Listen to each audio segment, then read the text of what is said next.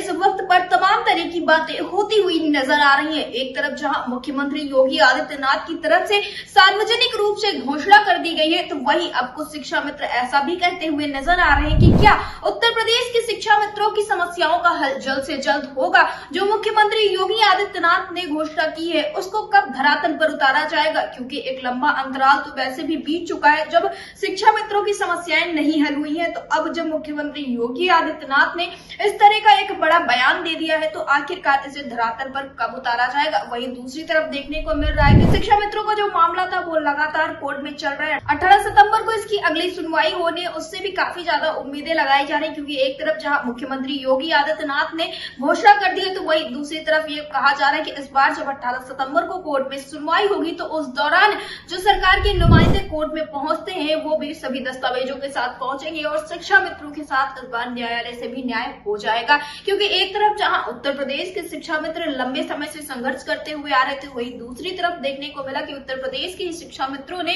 Court का भी सहारा ले रखा था। अभी तक कोर्ट में भी तारीखों पर तारीखें मिलती आ रही थी, लेकिन अब ऐसी उम्मीद जताई जा रही है कि इस बार 18 सितंबर को कुछ न कुछ बेहद खास इन शिक्षा मित्रों के लिए हो सकता है और एक एक करके इनकी जो सभी समस्याएं हैं वो हल हो जाएंगी। और इस बीच में ही देखने को मिला है कि एक नया मामला निकलकर सामने आ गया है, जिसमें ये कहा गया है कि अब जो शिक्षक हैं जो पहले से ही नौकरियां कर रहे हैं, उन्हें टेट यानी कि टीचर्स एलिजिबिलिटी टेस्ट पास करना होगा, जिसके बाद से ही शिक्षकों के बीच में नाराजगी देखने को मिली। और शिक्षकों का साफ तौर पे यही कहना था कि जब उन्होंने नौकरी ली थी तो उस वक्त पर जो भी अहर्ताएं थी वो उनके द्वारा पूरी की गई थी, तो आखिरकार अब अचानक से इस तरह का फैसला सरकार की तरफ से क्यों लिया गया है। इसी वजह से तमाम तरह की बातें होती हुई नजर आ रही है। एक तरफ अनुदेशक है, दूसरी तरफ शिक्षा मित्र है, तो तीसरी तरफ बेसिक शिक्षा विभाग के जो अन्य बचे हुए शिक्षक हैं वो है। हर एक के जीवन में तमाम तरह की समस्याएं देखने को मिल रही हैं, लेकिन योगी सरकार की तरफ से एक एक करके समस्याएं भी हल की जा रही है। एक तरफ जहां अनुदेशकों और शिक्षा मित्रों के लिए शासनादेश जारी करने की बात कही जा रही है, उनके लिए सार्वजनिक रूप से घोषणा कर दी गई है, तो वहीं दूसरी तरफ जो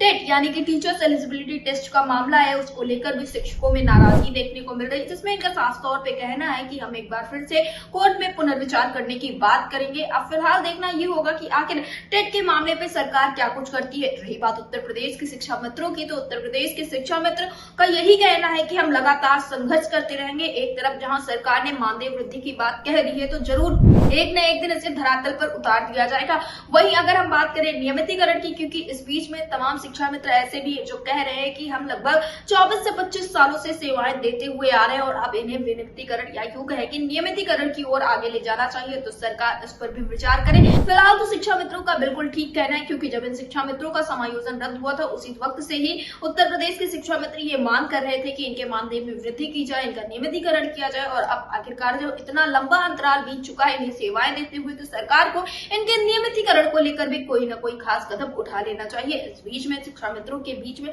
तमाम तरह की बातें होती हुई नजर आ रही, जिसमें किसी का ये कहना है कि अब सरकार को नियमित कर देना चाहिए, तो किसी का ये भी कहना है कि सरकार ने मानदेय वृद्धि की बात कही है तो पहले सरकार मानदेय वृद्धि कर दे। और आखिरकार सरकार मानदेय वृद्धि करेगी कब, ये भी एक बड़ा सवाल बना हुआ है शिक्षा मित्रों के बीच में। तो वहीं तमाम शिक्षा मित्र ऐसे भी हैं और संगठन के जो पदाधिकारी उनका ये कहना है कि अब जहां मुख्यमंत्री योगी आदित्यनाथ के साथ एक सकारात्मक संवाद स्थापित हो चुका है, अब मुख्यमंत्री योगी आदित्यनाथ शिक्षा मित्रों के लिए कुछ खास करने को तैयार है, तो उन्हें थोड़ा सा धैर्य और थोड़ा सा इंतजार करना चाहिए, क्योंकि शिक्षक दिवस के दिन इतना बड़ा तोहफा मिला है, तो जरूर मुख्यमंत्री योगी आदित्यनाथ ने कुछ सोच रखा होगा, जरूर इन शिक्षा मित्रों के लिए कुछ खास होगा। क्योंकि इसके पहले जब 5 सितंबर 2024 को धरना प्रदर्शन किया गया था, तो उस दौरान शिक्षा मित्रों में बेहद ही नाराजगी देखने को मिली, क्योंकि तब से लेकर अब तक एक साल बीत गया और शिक्षा मित्र यही कहते हुए नजर आए कि आखिरकार सरकार ने हमारे लिए क्यों कुछ नहीं किया। वहीं जब आउटसोर्स सेवा निगम का गठन हो गया, तो उसके बाद से ही शिक्षा मित्रों में और ज्यादा नाराजगी देखने को मिली। फिलहाल अब तो मुख्यमंत्री योगी आदित्यनाथ ने सार्वजनिक रूप से घोषणा भी कर दी है,